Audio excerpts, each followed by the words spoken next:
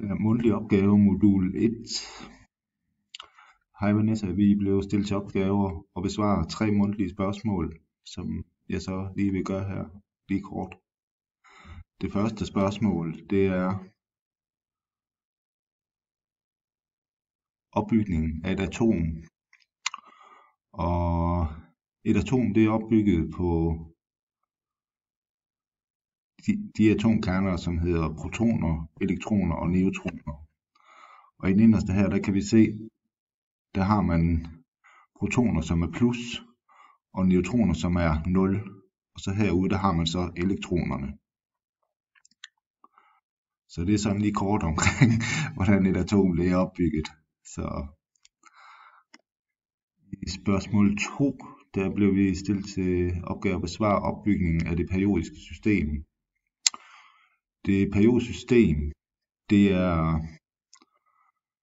opbygget på 18 lodrette rækker og 7 vandrette rækker.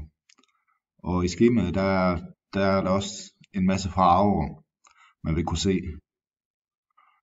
Og de her farver, de indikerer, hvilken farve grundstoffet er. Som for eksempel også de her hovedgrupper, som står her. Hovedgrupper, undergrupper, perioder og atommasse, metal og ikke-metal og arkitektreglen. Så farverne, de indikerer de her punkter her, man kunne finde,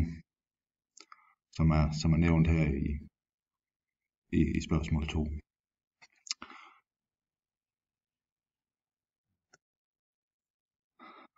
Det sidste spørgsmål, mundtlige spørgsmål, det er afstemningen af en reaktion. Og det er forklaringen for opbygningen af reaktionsskema og forklare, hvordan man afstemmer det. I reaktionsskemaet, det er opbygget på 4 punkter, og det er en koefficient, reaktionsskema, reaktant og tilstandsformen. En koefficient, det er en talværdi, som er en variabel størrelse, der kan ganges med for at finde frem til en bestemt værdi. Og den værdi vil være ligesom CO2 eller H2O. Reaktionsskemaet, det er det, vi ser her. Det er reaktionsskemaet. Og inden for kemi, der er det reaktionsskemaet, det er en betegnelse for kemisk reaktion, som er skrevet med det symbol, som vi ser her, plus.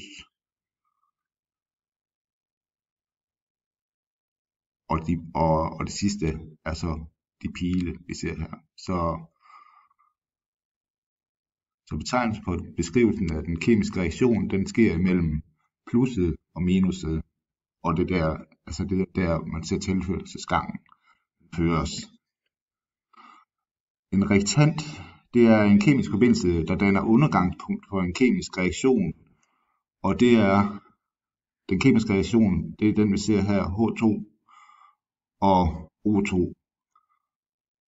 Og